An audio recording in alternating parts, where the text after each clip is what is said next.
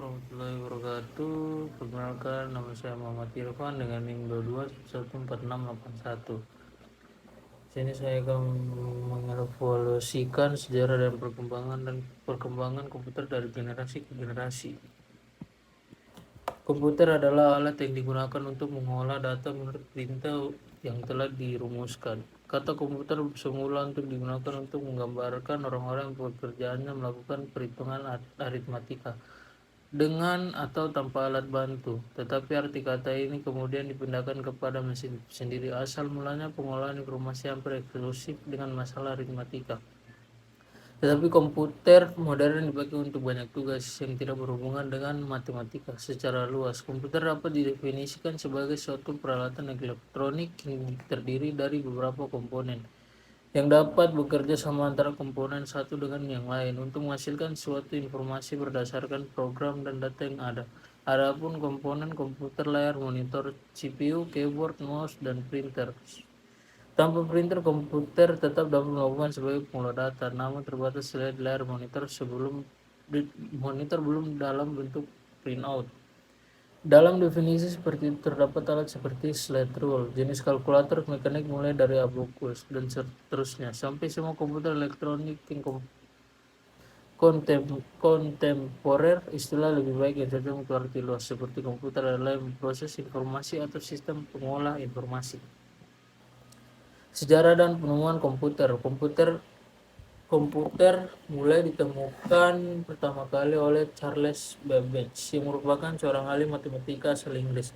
Babbage yang juga disebut sebagai bapak komputer awalnya ingin membuat sebuah mesin hitung yang dapat menghitung tabel angka dengan menggunakan tenaga uap, hingga kemudian jadilah mesin hitung tersebut yang diberi nama difference engine.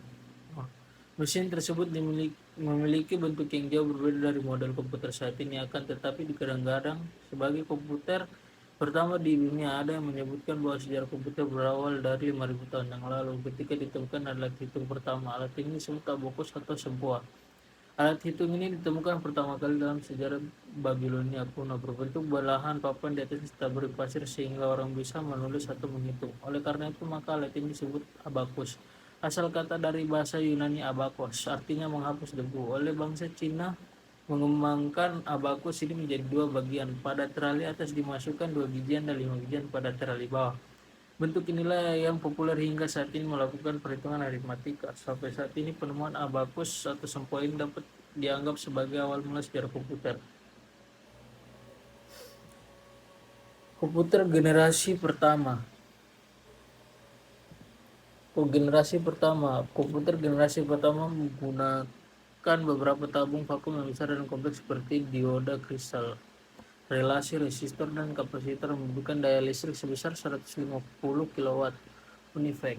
Komputer generasi pertama dikarakteristikan dengan keistimewaan yang iniat, tabung hampa udara. Sampai tahun 1950, beberapa komputer lain menggunakan tabung tersebut. Setiap komputer memberikan kemajuan yang berarti dalam pengembangan komputer. Pengembangan tersebut termasuk binary arithmetic, random access, dan konsep dari program yang tersimpan 1951 AS Bureau of Kansas pada tahun 1951 menginstalasi komputer komersial pertama yang bernama Universal Automatic Computer. Unifact. Produk IBM pertama yang dijual pasaran adalah IBM 701 pada tahun 1953. Hebatnya IBM 650 memperkenalkan pada tahun berikutnya yang mungkin dengan alasan IBM mencapai keuntungan yang besar. Pada tahun sebelumnya untuk persaingan IBM 650 dibuat supaya bisa mengupgrade mesin-mesin punch card yang itu karena IBM 650 memproses data dengan sebuah cara yang mirip dengan cara tradisional pada mesin punch card. Komputer generasi pertama dikarakteristik dengan fakta bahwa instruksi operasi dibuat secara spesifik untuk suatu tugas tertentu. Setiap komputer memiliki program kode biner yang berbeda disebut bahasa mesin. Generasi kedua. Setelah awal sejarah dari generasi pertama, komputer dibuat beberapa komputer dengan masih banyak kekurangan yang ada. Pada tahun 1948, komputer terus berkembang karena telah ditemukan transistor dengan pertemuan transistor. Ini maka barang-barang seperti televisi, radio, dan komputer mengalami perubahan, yaitu ukuran alat-alat elektronik tersebut berkurang drastis. karena tabung vakum disediakan oleh transistor. Dengan transistor, daya panas dan bentuk jauh lebih kecil dibandingkan dengan komputer generasi pertama. Pada tahun 1946, transistor mulai menggunakan pada komputer. Pada saat itu ada penemuan lainnya, diantaranya pengembangan memori inti magnetik yang membuat ukuran komputer pada generasi ini menjadi lebih kecil, cepat dan hemat energi dari ukuran generasi komputer sebelumnya. Komputer di generasi kedua menggunakan komputer berupa transistor yang lebih kecil daripada tabung hampa udara.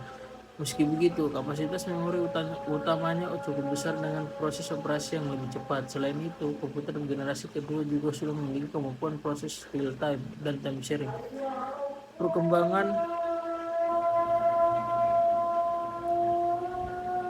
Perkembangan lain dan komputer generasi pertama ke generasi kedua terletak pada magnetic disk dan magnetic tape-nya yang sudah berbentuk removable disk. Contoh komputer generasi kedua diantaranya komputer PDP-5 dan PDP-8 yang dibuat sebagai komputer mini komersial pertama pada tahun 1963. Generasi ketiga, penemuan sirkuit terpadu IC atau dikenal juga dengan microchip, buka jalan untuk komputer generasi ketiga atau yang kita kenal dengan komputer sekarang ini, berbentuk jauh lebih kecil dengan generasi komputer sebelumnya.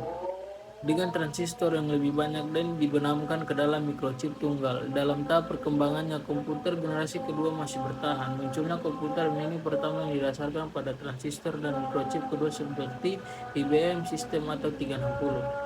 Komputer ini jauh lebih kecil dan lebih murah daripada generasi-generasi sebelumnya. Komputer generasi ketiga dikenal sebagai komputer mainframe IC, dibuat pertama kali oleh Texas Instruments dan Fairchild Semiconductor pada tahun 1959 yang hanya berisi 6 transistor. Bisa kita dibandingkan bahwa prosesor saat ini yang kita gunakan memiliki jutaan, puluhan atau ratusan juta transistor. Bahkan telah dirancang prosesor dengan transistor miliaran, sebuah perkembangan yang luar biasa dalam masa kurang dari setengah abad. Ciri-ciri komputer generasi ketiga, karena menggunakan IC maka kinerja komputer lebih cepat dan kecepatannya hampir 10.000 kali lebih cepat dari komputer generasi pertama. Peningkatan dari sisi software, kapasitas memori lebih besar dan dapat menyimpan ratusan ribu karakter. Menggunakan media penyimpanan luar disket jenis external disk yang sifatnya pengaksesan datanya secara acak. Dengan kapasitas besar, penggunaan listrik lebih hemat, kemampuan melakukan multiprocessing dan multitasking, telah menggunakan tampil visual terminal dan dapat mengeluarkan suara. Generasi keempat, komputer generasi keempat merupakan kelanjutan dari generasi ketiga. Bedanya bahwa IC pada generasi 4 lebih kompleks dan terintegrasi personal komputer PC sudah mulai berkembang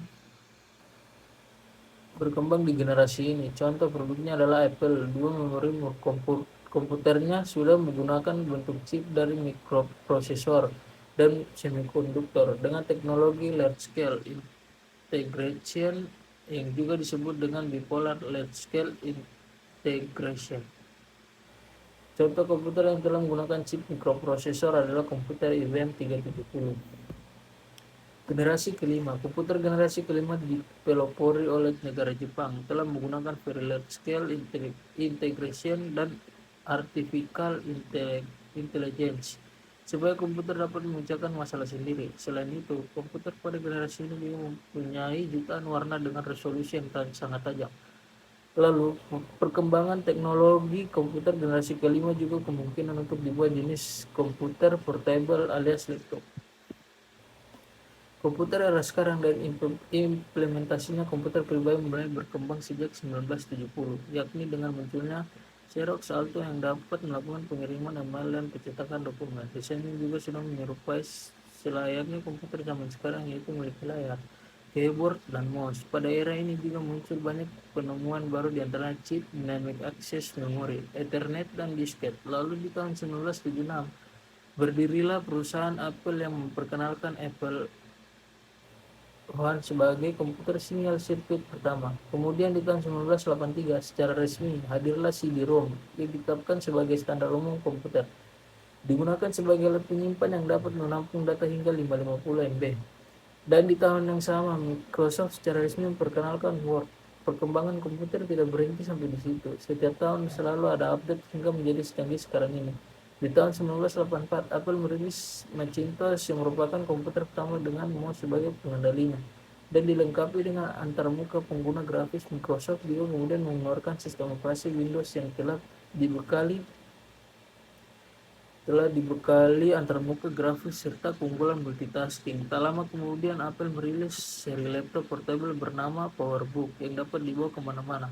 Dulu untuk menyimpan data, pengguna komputer masih menggunakan disket dan CD-ROM. Meskipun era sekarang juga masih cukup banyak yang menggunakannya, akan tetapi popularitasnya tersisihkan oleh penyimpan portable yaitu USB drive. Bahkan lebih canggih lagi, karena adanya internet tak sedikit hilang yang Tak sedikit yang menggunakan penyimpanan cloud computing untuk menyimpan data dan file penting supaya tidak hilang. Implementasi penggunaan komputer juga semakin berkembang untuk